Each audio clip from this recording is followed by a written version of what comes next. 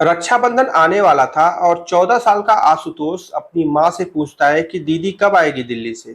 तो माँ कहती है कि रक्षाबंधन के 2 दिन पहले आ जाएगी। तो आशुतोष कहता है कि ठीक है, याद से, क्योंकि 2 दिन पहले आ जाएगी तो अच्छा है, नहीं तो रक्षाबंधन के दिन और एक दिन पहले बहुत भीड़ रहती है तो दीदी को आने में बड़ी दिक्कत होगी। माँ कहती है परेशान ना हो, आ जाएगी।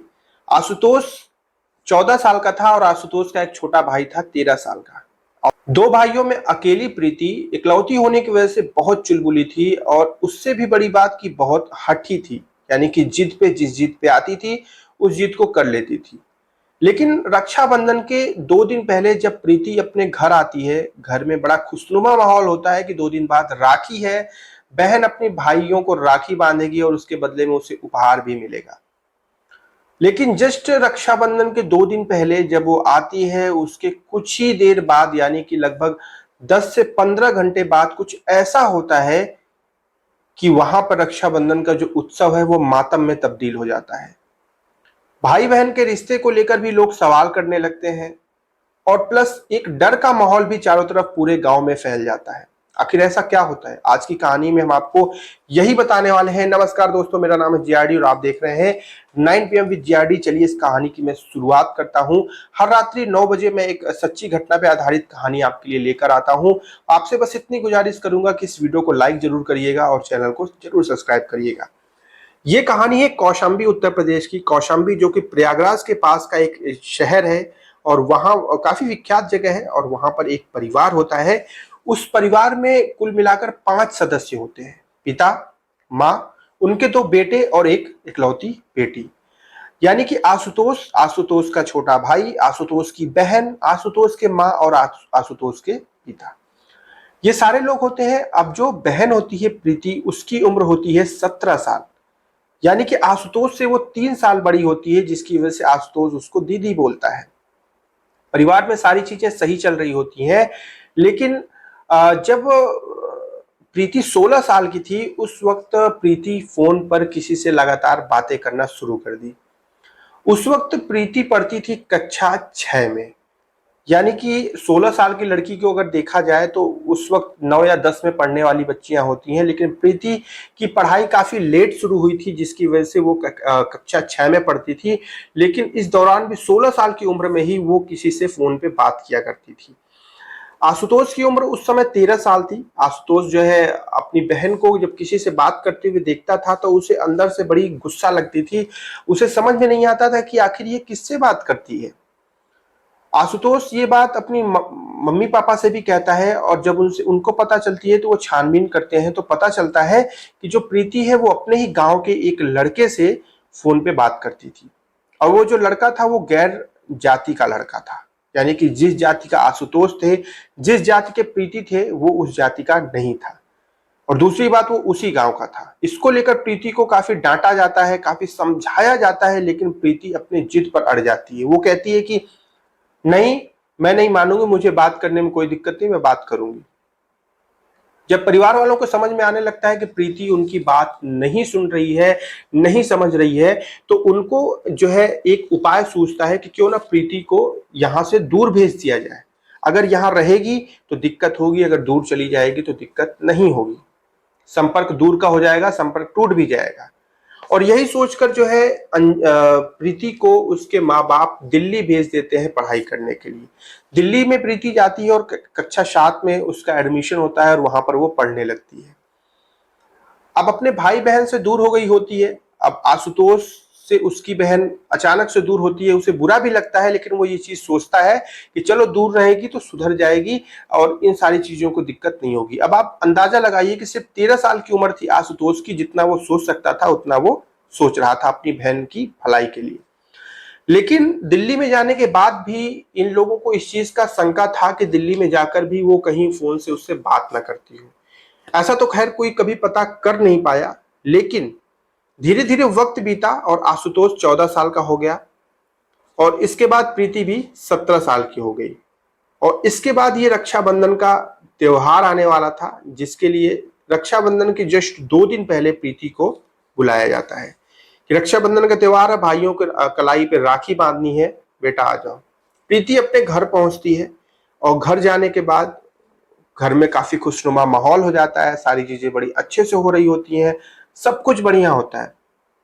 सुबह के वक्त प्रीति घर पहुंचती है, रात होता है, भाई बहन मम्मी पापा सब लोग मिलकर खाना खाते हैं एक साथ, और खाना खाने के बाद सब लोग अपने अपने कमरे में सोने चले जाते हैं। लेकिन 14 साल के आशुतोष के मन में अभी भी ये बात चल रही थी कि उसकी बहन प्रीति क्या उस लड़के से अभी भी बात करती है। आशुतोष को ये बात बार बार इसलिए खटकती थी क्योंकि जब आशुतोष गांव में बाहर निकलता था तो बड़े बच्चे जो होते थे 18-19 साल के, वो आशुतोष को ये चीज कहकर चिढ़ाते थे कि तुम्हारी बहन तो उससे बात करती है, तुम्हारी बहन ऐसी है, तुम्हारी बहन वैसी है। आशुतोष को ये बात बहुत चुभती थी, उसे बहुत बुरा लगता था। वो सोचता था कि उसकी बहन अगर ऐसी नहीं होती, अगर वो बात नहीं करती तो शायद कोई उसको कुछ नहीं बोलता। और ऐसे ही चीजें चल रही थी।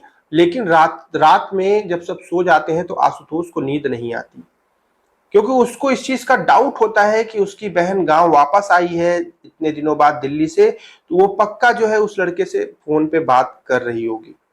ऐसा डाउट करके वो उठता है और आंगन की तरफ दबे पैरों जाता है।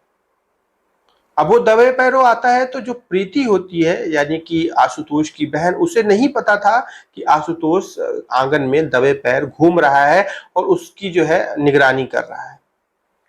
और जैसा डाउट करता है आशुतोष वो एकदम सच साबित होता है। उस वक्त जो है प्रीति फोन पर उसी लड़के से फोन से हंस हंस कर बात कर रही होती है।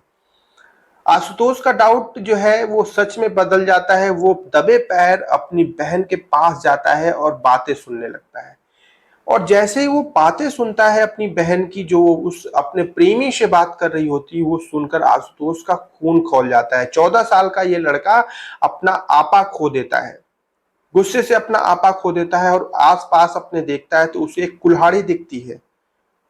वो गुस्से से चूर होता है, उसे अपनी ही चीजों पर नियंत्रण नहीं रख पाता वो, और वो पास में रखी कुल्हाड़ी को उठाता है और उठाने के बाद अपनी बहन के गले पर बिना कुछ देखे लगातार वार करता है। और इतना मारता है कि उसकी बहन जमीन पर गिर जाती है। और जब जमीन पर गिरती है तब ये चिल्लाता है। घर वाले इकट्ठा होते हैं, आते हैं, देखते हैं तो वहां पर जो है जो प्रीति होती है वो जमीन पर गिरी रहती है, पूरा लहूलुहान होती है। गर्दन पे इतने ज्यादा वार होते हैं कुल्हाड़ी के कि हर किसी को ये समझ में आ जाता है कि प्रीति अब जीवित नहीं रह पाएगी। जब उसकी नस टटोली जाती है तो पता चलता है कि प्रीति की मौका वारदात पे मौत हो गई। जब ऐसा होता है तो परिवार वाले पूरी तरह से डर जाते हैं। उन्हें भी पता था कि आशुतोष ने आखिर प्रीति को क्यों मारा। उन्हें भी पता था कि आशुतोष प्रीति के ऊपर निगरानी रख रहा है। पिछले कई दिनों से वो बहुत ज्यादा गुस्से में चल रहा है और आशुतोष ने अपने आंखों से चीजों को देख लिया था। इसके बाद परिवार वालों को लगता है कि आशुतोष की जिंदगी खराब हो जाएगी, क्योंकि उसने हत्या की है तो जाहिर सी बात है कि उसके ऊपर कार्यवाही की जाएगी। और इस कार्रवाई से बचने के लिए पुलिस वाले जल्दी जल्दी में अब उस लड़की का यानी कि प्रीति का अंतिम संस्कार करने की तैयारी शुरू कर देते हैं।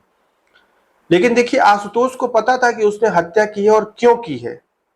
ये अभी कार्रवाई चीजें चली रही थी कि आशुतोष अपने घर से चोरी छुपे निकलकर सीधे अपने नजदीकी थाना पहुंच जाता है और वहां जाकर अपना सारा जुर्म कबूल करके ये बात बोलता है कि मैंने ही अपनी बहन की हत्या की और उसके पीछे की वजह क्या थी। जब ये होता है तो तुरंत पुलिस वहां पर मौके वारदात पे पहुंचती है और वहां पर आने के बाद आशुतोष के ऊपर और आशुतोष के परिवार वालों के खिलाफ जो है रिपोर्ट दर्ज की जाती है। आशुतोष अपना जुर्म कबूल करता है, तुरंत स्वतः कबूल करता है। नजदीकी थाना के जो ऑफिसर होते हैं वो इस चीज को कहते हैं कि आशुतोष खुद आया था और उसने सारा चीज जुर्म कबूला। अब यहाँ पर प्रीति तो इस दुनिया में नहीं है, लेकिन हम यहाँ पर किसकी क्या गलती देखें। क्या आशुतोष को अपने गुस्से पर नियंत्रण करना चाहिए था? क्या प्रीति को अपनी जिद छोड़ देनी चाहिए थी? या फिर परिवार में उपस्थित जो इनके माँ बाप थे उन्हें और ज्यादा समझदारी से निर्णय लेना चाहिए था? किसकी गलती थी? ये आप हमें जरूर कमेंट करके बताइएगा। ऐसी कहानियां बताने में बड़ा अफसोस होने लगता है, क्योंकि परिवार किस तरीके से खराब हो जाता है, कैसे चीजें, इसमें सिर्फ एक बाहरी इंसान की वजह से परिवार तबाह हो गया। एक जिद की वजह से परिवार तबाह हो गया। बड़ी अफसोस की बात होती है। खैर, कल रात्रि 9 बजे हम फिर एक नई सच्ची घटना पे आधारित कहानी आपके सामने लेकर आएंगे और इसके बारे में कोई भी आपकी चीजें हैं जो आप कहना चाहते हो, वो आप जरूर बताइएगा। मैं मिलता हूं अगली वीडियो में। अपना ध्यान रखिएगा, जहां पे भी रहिए सुरक्षित रहिए, सावधान रहिए और अपनी आंखें खोल कर रखिए। जय हिंद।